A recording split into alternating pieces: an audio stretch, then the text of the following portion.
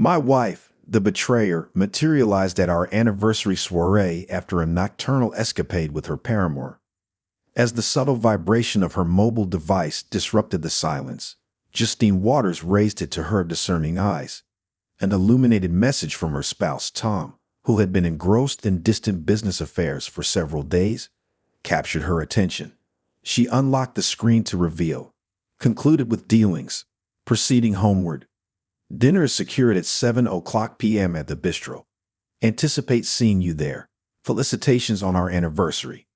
No endearing phrases or emotive icons embellished the missive. This omission didn't astonish her.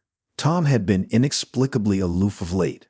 Until then, Justine typed, "Happy anniversary. I cherish you."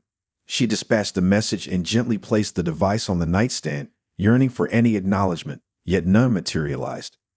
Observing that time was of the essence, Justine realized she possessed merely sufficient moments to ready herself before convening with her husband.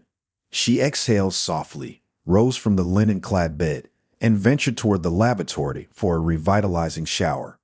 "Who was that?" queried Jake Carter, the man with whom she just whiled away the preceding hours. "My husband," Justine responded tersely. "He's returning. He's already arranged for this evening. It's our quinquennial anniversary." "Your 5th anniversary, you say?" Jake mused aloud. "I was under the impression he was on the East Coast." "He was," she affirmed.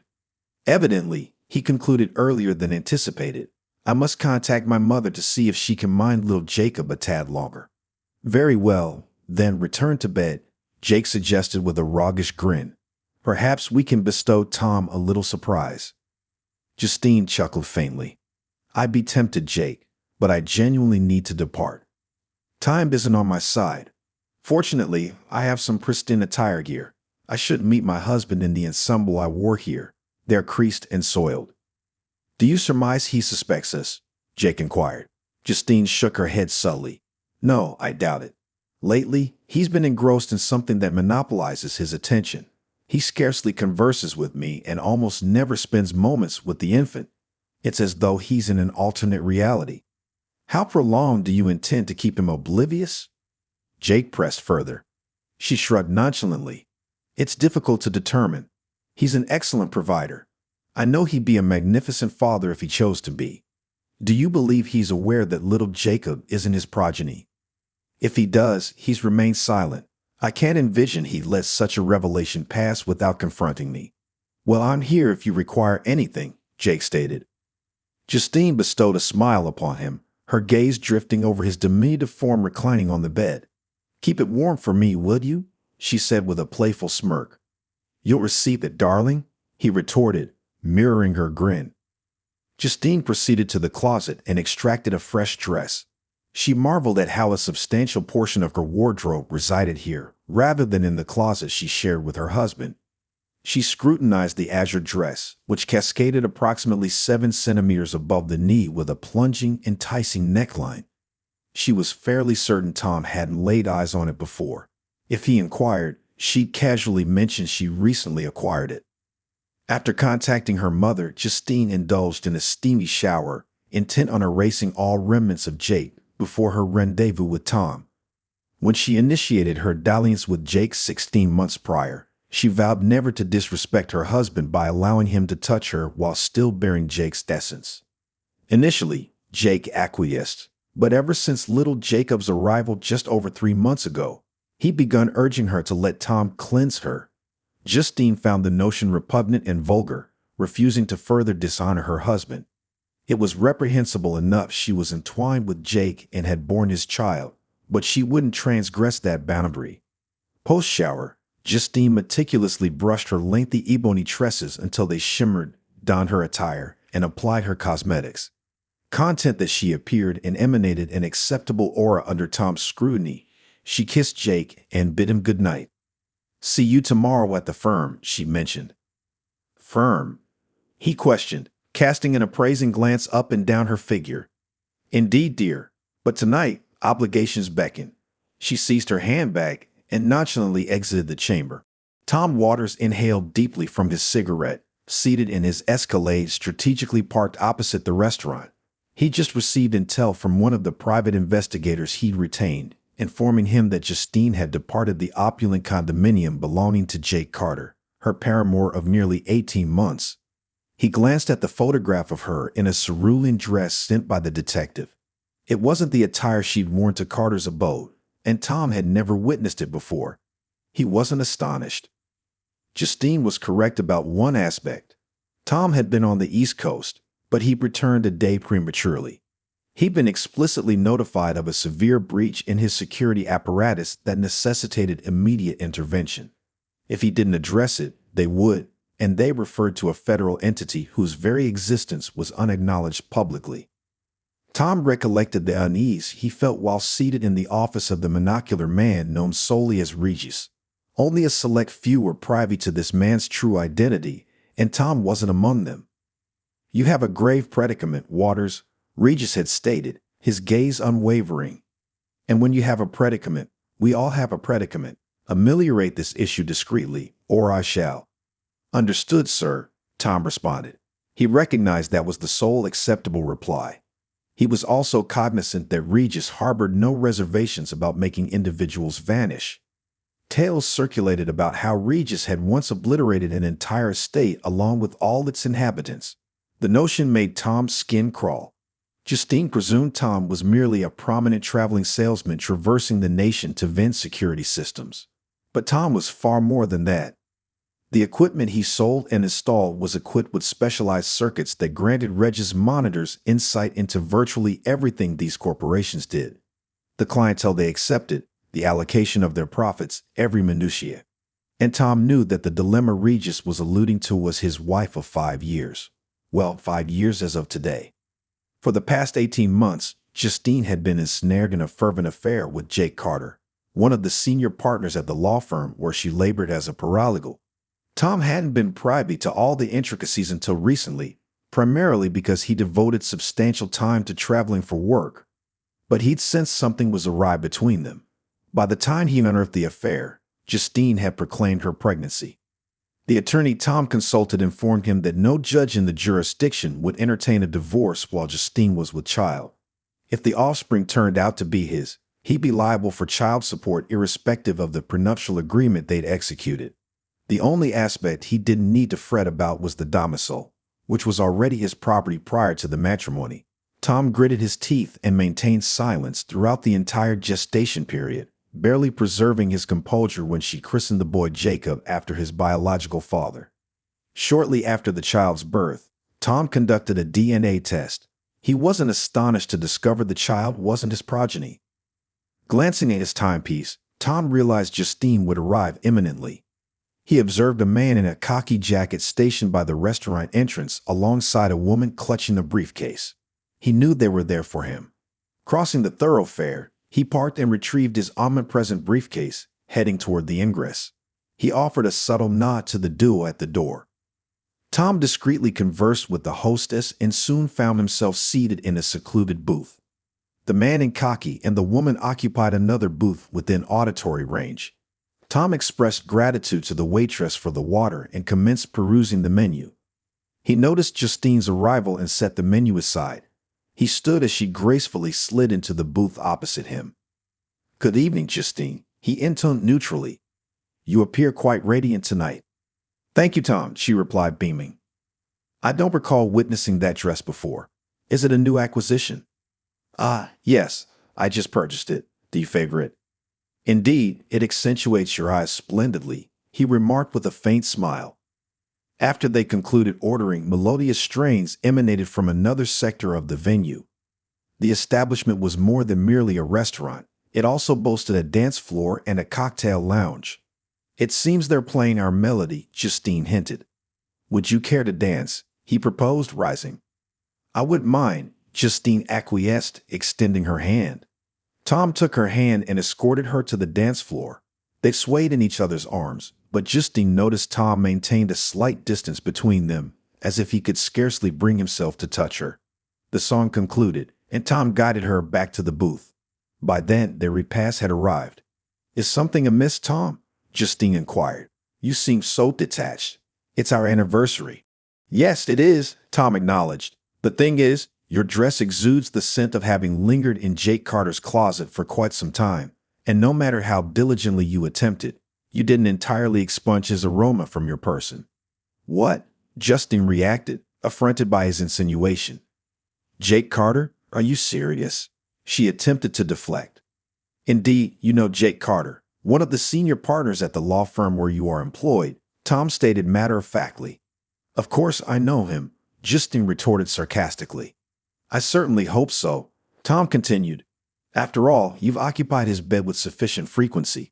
Furthermore, he's the biological father of little Jacob. What are you insinuating? This is preposterous. I won't remain here and endure you speaking to me in such a manner, she protested. Oh, you'll remain seated, Tom declared, opening his briefcase. You'll sit and assimilate every morsel of information I elect to divulge to you, particularly after your activities over the past 16 months. What? I have no comprehension of what you're alluding to. Of course you do. Let's commence with this, he added, tossing a document before her. What is this? This is the DNA test result for your child. According to this, Jacob isn't my son. The subsequent page is another DNA test that confirms the donor is none other than your lover, Jake Carter, the man after whom you named Jacob. How could you have procured Jake's DNA? She queried, bewildered. That was uncomplicated. You brought him home with you at least thrice weekly. But that's merely the beginning. He extracted a voluminous folder and deposited it on the table. What is this? A compendium of every email, text message, and electronic correspondence between you and Jake over the last 16 months.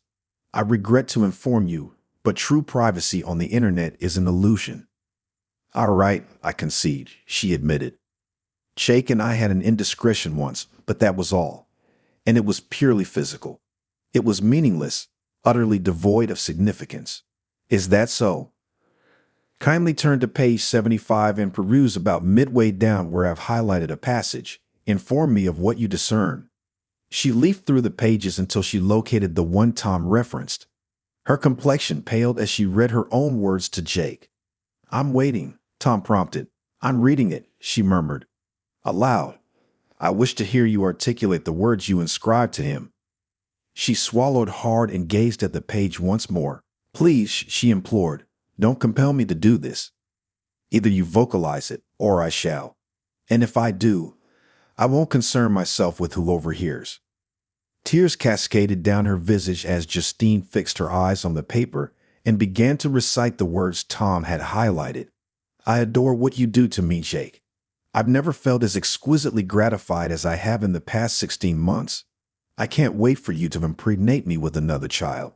I love your touch more than Tom's, and I eagerly anticipate the next time you can fill me up, she read aloud. In all the years we've been wed, I don't recall you ever addressing me in such a manner, Tom remarked. Is that the extent of your evidence? She asked anxiously. No. I possess photographs, audio recordings, and video. Hours upon hours of footage. You must harbor immense animosity toward me, Justine whispered. Indeed, I do. She gazed up, stunned by his candor. It felt like a visceral blow. There was a time when I would have willingly taken a bullet for you. How long have you been aware? I harbored suspicions even before you informed me of your pregnancy. I conducted some investigation and amassed evidence, sufficient to satisfy the prenuptial stipulations. However, by the time I consulted the attorney, you revealed your pregnancy. The attorney made it abundantly clear that no judge would contemplate a divorce until after you delivered, child support, and all associated obligations. But now that Jacob has been born, I have more than ample evidence to proceed. Thus, I filed for divorce on the grounds of infidelity. Tom gestured toward the two individuals at the adjacent table, who rose and approached them. This gentleman has something for you, Tom indicated. Ms. Justine Waters, the man inquired. Yes, Justine responded faintly. The man placed a hefty envelope before her. You've been served. Served, Justine echoed, tears welling anew. Yes, Tom affirmed, extending a pen toward her. The divorce documents. Peruse them. They align precisely with the terms of our prenuptial agreement. Sign them now, and I'm prepared to furnish you with a cashier's check for $2,394, the exact sum you possessed when we wed. Don't petition for anything additional. I'm already cognizant of your clandestine reserve fund. You may retain that. All your belongings have been conveyed to your mother's residence. Yes, she's aware, and she's profoundly disappointed in you. However, she's consented to accommodate you until you secure your own lodging, for the child's sake, not yours. But I don't desire a divorce, Justine implored. I love you.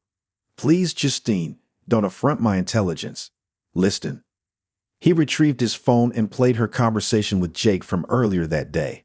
Her eyes widened as she recognized her own voice. How did you obtain that? She stammered. Well, I could elucidate, but then I'd be compelled to eliminate you forthwith. As much as I detest you presently, I don't deem it appropriate to deprive little Jacob of his mother. You do everything, didn't you? She asked, defeated. Tom shrugged slightly. I did. Resigned, Justine scrutinized the documents and affixed her signature. Here, she said, pushing them back toward him. Thank you, Tom replied, placing them back into his briefcase. Oh, one additional matter, the rings. What? The engagement ring and the wedding band. They are familial heirlooms. She hesitated. Must I? I insist. She glanced down at her hands, tears streaming afresh. But I don't wish to relinquish them, she whispered. I have to. I cherish these rings, she exclaimed. Apparently not sufficiently to abstain from Jake Carter's bed. With trembling hands, Justine removed the rings and placed them on the table. He pocketed them before addressing her once more. I believe our affairs here are concluded. Your vehicle awaits outside to transport you to your mother's abode. And that's all? She inquired. That's the entirety of what you have to say. What more is there to articulate? Tom questioned. Why? Why did you orchestrate this on our anniversary? She asked, tears cascading. Do you comprehend how mortifying this is for me? Do you comprehend how humiliating it's been for me these past 18 months? Tom retorted. You've been consorting with another man under my roof, bearing his child, and expecting me to remain oblivious. She found herself bereft of words. Your driver is awaiting, he said, gesturing toward the exit. Justine collected her belongings and stood. Farewell, Tom, she whispered. Goodbye, Justine. He merely offered a slight nod. Externally, he appeared serene and unruffled, but internally, he was emotionally devastated. 5 years squandered. At least the most arduous part was now behind him. Tom navigated the ensuing days without incident. It wasn't effortless. He had once genuinely loved Justine, and it pained him to treat her thusly. But he resolved it was preferable to handle matters this way than to unleash his ire upon her as he had once desired. Then came the day when a knock resounded at his front door. Anticipating a delivery, he opened it without trepidation. Standing there was Jake Carter, his countenance twisted with fury. You've destroyed my life, Jake bellowed, forcing his way inside. Tom stepped back calmly. What are you doing here? You got me terminated. My reputation is in ruins. You orchestrated that yourself, Tom responded placidly. Jake advanced menacingly until he noticed several minute red dots dancing across his chest. Alert! Intrusion detected, proclaimed an electronic voice from concealed speakers. Do not move. What is this madness? Jake screamed. He raised his hands as if to swat away the dots. Abruptly, a sharp hiss echoed as if a pneumatic device had discharged. When Jake glanced downward, he observed several darts protruding from his torso. He attempted to reach up, but his limbs failed him. His eyes rolled back, and he collapsed inertly to the floor. Tom smirked, gratified that the new security apparatus had functioned as intended. Mere minutes later, an unmarked white van pulled into the driveway. Several individuals clad in protective gear entered the domicile and extracted Jake's inner form. One of them seized Jake's keys and commandeered his sports car. Within moments, both the van and Jake's vehicle had vanished.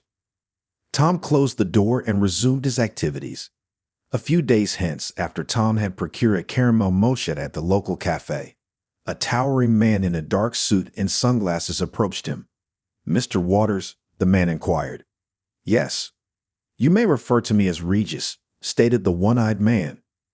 I wish to apprise you of developments concerning Mr. Carter. He's divulging information quite prolifically. Thank you, Regis. So he's providing all the intel we require? Tom asked. Indeed, he's being remarkably forthcoming, Regis affirmed. However, at present, he's quite literally singing like a canary. It appears the combination of those tranquilizer darts from your security system and the serum we've administered has rendered his mind rather malleable. He's currently perched in a cage, chirping incessantly. I'm relieved you refrained from employing the 50 caliber chain guns I had suggested. As am I, Tom concurred. I recently had the carpets cleaned. Regis emitted a rare chuckle. Have you any updates regarding Justine? Tom inquired. Yes. She's resumed her position at the firm, though Mr. Parker is maintaining strict oversight. Did you ever disclose to her your true vocation? Regis asked. No, Regis, I never did, Tom replied. Regis nodded approvingly. Excellent, he remarked. Well, when you're prepared, we have another assignment awaiting you. I'll reach out in due course, Tom said. Take care of yourself, Tom, Regis advised before melding into the bustling crowd. Tom watched as he vanished amidst the throng. He sipped his coffee and exhaled deeply. Life was undeniably complex, but at least now he could embark on a new chapter.